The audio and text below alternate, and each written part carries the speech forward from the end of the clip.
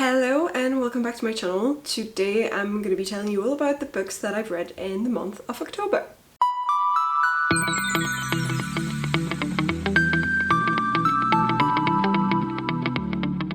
So the first book that I read in October was The Night Swim by Megan Golden. This was an adult thriller that covers the story of a woman who's a really famous podcast host. She's got a true crime podcast that is super successful and that a lot of people follow, and for its third season she decides to go and cover a live trial of a young boy who is accused of having raped a young girl.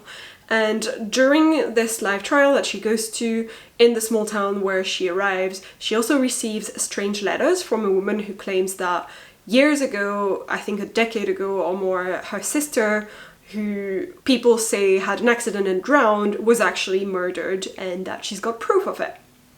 I rated it 4 stars. I really enjoyed this book. I thought that it was brilliantly written. There were so many moments where I was like, wow, this character really feels real, and I generally felt like I was part of the jury trying to decide what had happened and whether the guy was guilty or not.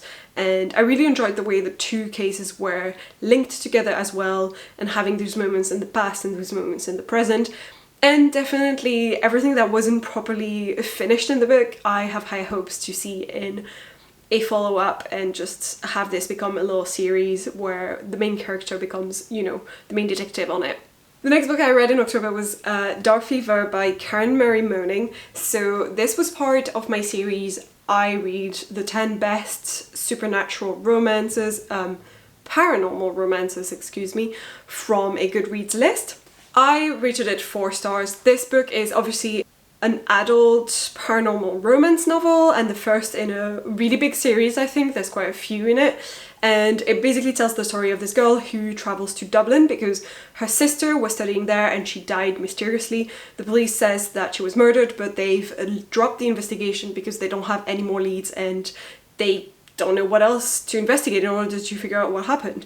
So she decides to travel there, and when she arrives she starts understanding that she can see some people's real identity because she has a sort of double vision, and she can kind of see when they shift and they're actually fae and they look monstrous and terrifying, and most of them are pretty evil. So she gets the help of this guy reluctantly who wants the same thing as her. They both want to find this item that her sister claims she needs to find first, and that seems to be the reason behind her murder. So this is what happens, and in terms of the romance itself, I didn't find that there was that much to go on because it, you know, feels like a proper slow burn. You can tell who she's gonna end up with, but it's gonna take a while to get there. But I really enjoyed the book, the main, you know, the world, the main character, the atmosphere in it, and just the mystery and everything, and I just really wanted to read the next one after this one as well, so I ended up rating it 4 stars.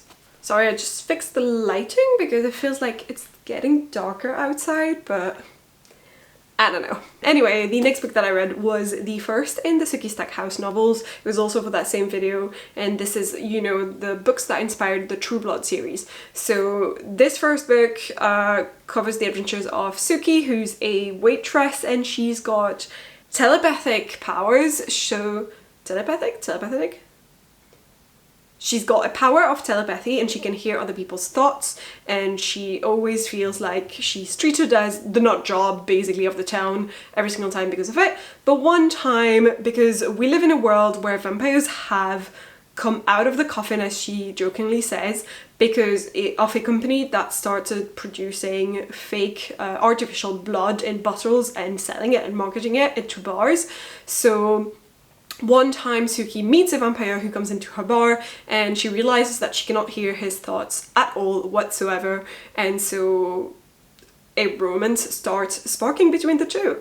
I really enjoyed this book and this series in general because it covers a lot more of, there's always like a mystery happening in each book, and to be fair, although it is romance and there is a lot of, like, you know, romantic aspects to the book, it's also way more of a mystery, and there's a lot happening in terms of who murdered this person and that kind of stuff. There's always a lot going on in these books, so it's not just about the romantic aspect. So for my second, or I think third reread of this book, I rated it 4 stars as well.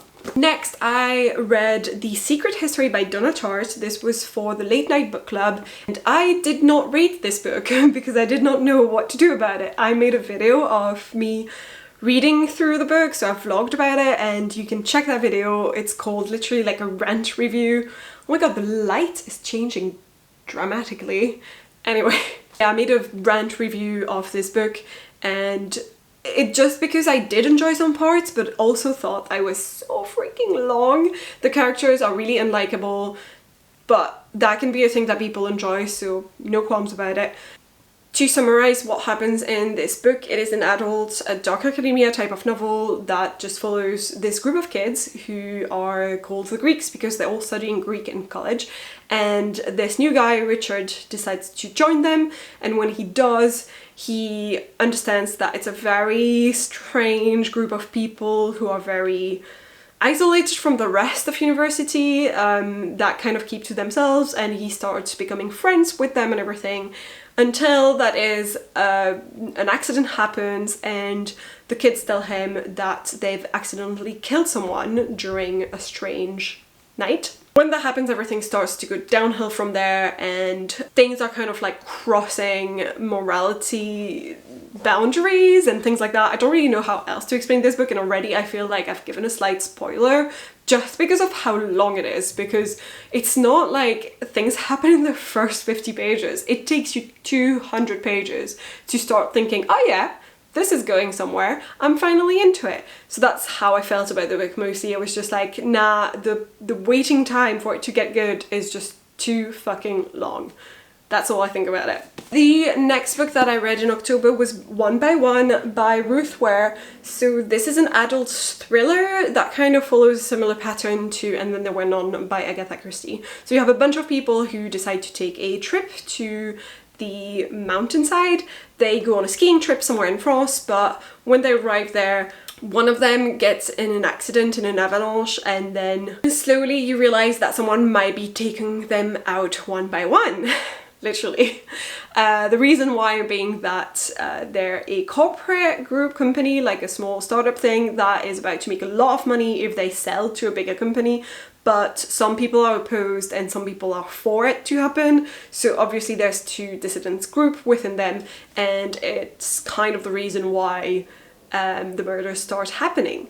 I give this book 3 stars. It was enjoyable enough, it was entertaining enough, but it really reminded me of The Hunting Party by Lucy Foyle, and I think I just enjoyed that one better. So for me it was just like a pale copy of it, and it maybe would have been more enjoyable for me if I hadn't read The Hunting Party first.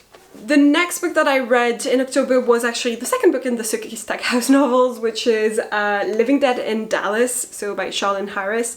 I just got really caught up in rereading the first one and loved it, and I was like, I want to reread the second one. So in this book, Sookie is hired by Eric, the boss of Area 5 where she lives in terms of vampire kingdom, whatever. Eric decides to hire her for her special capacity, for her special skills, as in listening into people's thoughts, because one vampire from another area has disappeared and they need her help listening in on the humans who serve the vampires in order to figure out what happened. This was really fun, and I remembered that I enjoyed the second book so much more than the first one back in the day, and it was the case again this time, so I rated it 5 stars. Then I read Moon Cold by Patricia Briggs. So this was again as part of my video about paranormal romances, and this one is about a girl called Mercy who is a mechanic, and at the same time she's also a shifter who can turn into a coyote, but she does it using witchy type of magics rather than being like a werewolf or something else. She's not actually using the same type of magic and isn't bound to the moon or anything like that, so she's got a slight different power than they do, but she does know the local werewolf who's, you know, at the head of the wares in her area, and There's obviously a romance that is blooming between them, which I really, really enjoyed. And at the same time, there's a kid who comes over to her asking for help, and she realizes that he's a freshly turned werewolf and is probably going to be in a lot of danger if he doesn't know and figure out what to do with his newfound powers. So there's like a mystery happening, and she finds herself in the middle of it, and it's really fun, action-packed. I really, really enjoyed the mystery and how it was handled and all the action in it. It was just so fun and fast-paced to read. So I read this one and rated it 4 stars, and then straight after I jumped into my next book, which was Bloodbound, which is the second one in the series, and enjoyed it just as much as well. I actually compared the series slightly to the Sookie Stackhouse books because similarly to it, we live in a world where supernatural creatures have come out and shown themselves to humans who now understand that they are real, and our main heroine is trying to get out of trouble but can't help herself but get sucked in trouble, and just knows a bunch of supernatural creatures who somehow a lot of them seem to have the hots for her. So this is kind of how it goes on in these books, similarly to the ones in the Sookie Stackhouse novels. Then after that I read The Thursday Murder Club by Richard Osman, and I really, really enjoyed this book. This is an adult thriller. One by One, The Night Swim, and this one I all read for I Read 3 Thrillers. So this video will come up very, very soon. In this book we follow 4 people who are all in their 70s, 80s, and they live in a retirement village somewhere in England, and they're passionate about murder, so they call themselves the Thursday Murder Club. And they have a bunch of cold cases because one of the previous members of their little club used to be a cop and has kind of kept legally some cold cases so that they can pore over them and try and figure out what happened to these people, because they're really curious and they're like, can we solve a murder? But then a real murder happens right on their doorstep and they're like, goody, we can actually solve this one. And they get the help of a police constable named Donna de Freitas as well, who's quite involved. And yeah, there's a bunch of other characters. I'd say that's the only flaw that I really found with this book, is that there's so many characters. There's a couple as well that have very similar names, like every single time I was just like, wait, which one is this one? Which one is that one? Is that the guy who got murdered? I'm not sure. So it was a little bit confusing, a little bit hard to stay in focus, and it was a little bit slow to start as well. These are the only 2 bad points that I had about this book. Otherwise, really enjoyed it, gave it 4 stars. My battery died, and then I still only had like 2 books left to go through, and that was it. So I was really pissed off. But anyway, let me just finish this. So the next book that I read was Mexican Gothic by Silvia Moreno Garcia, and this is the second book by her that I have read, the first one being Gods of Jade and Shadows, that I really, really enjoyed. This one was completely different. It was really interesting to see how an author can be so versatile, so definitely did enjoy this one. I read it as part of my video I Read 3 Horror Books that will come up soon as well, and this was the first one in this. This is quite a short book. On my Kindle it was less than 300 pages for sure, and on this it's just about 300 pages. This is an adult horror novel, and it tells the story of Noemi, who's a young socialite in the 50s in Mexico, and she is asked by her father to go check on her cousin because he receives a really strange letter from her cousin that basically says she thinks her husband is poisoning her, that the house she lives in is alive, and that there's strange things happening. She talks about ghosts and things like that. And it's kind of a scary letter, and Noemi's father tells her that she needs to go check on her cousin, see whether she needs some sort of psychological help, or if her husband is indeed trying to, for instance, steal her money because he came to this marriage not very rich, but from an old fortune that had been dwindling down, I guess, while Naomi's cousin came from quite a wealthy family. So all of those questions in her head, Naomi goes to her cousin's house, and when she arrives, things are indeed a little bit strange, and things start slowly to make her feel weirder and weirder, and not in a good way. So I'm not going to go too much into detail here. There's an element of almost mystery in this where you're wondering what is the cause of everything that is happening. Is it is a person doing this, or is there a supernatural element, and is this a supernatural horror type of book? You don't really know when you go in the book, and I really enjoyed that, and trying to discover what it was and figuring it out and then realizing nope, I was wrong. So I gave this book 4 stars, I think. Yeah, I give this book 4 stars. I just think that the atmosphere was what made the book, and the characters were so alive, and I really, really loved the character of Noemi. She felt so real, and that's one of the reasons I wanted to rate it quite highly. But it didn't scare me, and I kind of almost feel like if it had properly scared me, I would have given it 5 stars. The next book that I read was My Best Friend's Exorcism by Grady Hendrix. So first of all, every single time I talk about this book, I have to talk about how amazing the cover is, which is faking a VHS cover with the back as well. Very 80s, love it. I also rated this one 4 stars, and it was also for my video I Read 3 Horrors. This one I think is young adult. I'm not sure, it could be considered adult, but it does deal with teenagers, and I just felt like a lot of the issues we were talking about were teenager issues in the book. So to me, it's definitely a young adult horror book.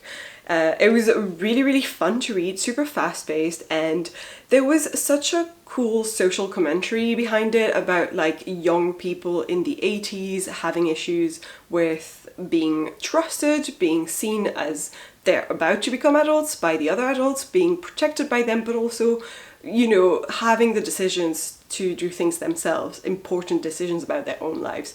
So I really, really appreciated that. But on the other hand, it was also just good fun and kind of like random, and I don't know, it was just all over the place. This tells the story of 2 best friends. They go skinny dipping one night on a night out for the fun of it, and when they come back, after it takes a while to find one of the 2 friends, Gretchen, she emerges at the end of the night, really, really strange, a little bit dazed, like something strange happened to her. The 2 girls don't think more of it until slowly, when they go back to school and life starts again, Abby, the other friend, realizes that Gretchen is acting stranger and stranger, that she's being ill all the time, there's strange things happening around her, she's claiming that she can hear strange voices and that people are touching her at night, invisible hands and things like that. Everything starts going downhill from there. It's kind of like a slow descent into madness, and obviously it's pretty clear from the summary, this isn't a spoiler, that she's being possessed, but Abby doesn't know what to do about it and how to save her from the devil. I really loved this book. It was just super fun to read, super fast-paced. Again, it's another book where the characters felt extremely real, and I just really, really liked the way they were described, and every single little thing we knew about their lives and their childhoods and things like that. I thought it really made the characters pop on the page, and that was great. But again, I didn't get scared. It wasn't horrific enough for me. It was gross. There were so many moments where I was like, ew, but grossness isn't scary, like not for me at least. I mean, it wasn't body horror either. It was just like gross things being described. So I just wouldn't think of it as, oh, I was really, really scared and that's why it's a horror book. It was just supernatural things happening almost. But yeah, I still enjoyed it. And I think that's it for the month of November. So that was a total of 1, 2, 3, 9, 10, 11 books. So that was a total of 11 books, which is actually 1 more than I read last month. So I'm really happy that I went over, especially since last month I actually read 2 really short books, 1 comic, 1 novella, and this month I didn't. So actually I read a lot more this month. So it's quite satisfying to realize this. I will speak to you guys later. If you enjoyed this, please subscribe, leave a like, ring the bell, all of that, and I will see you guys later. Oh, here you are, face to face in this trashy bar.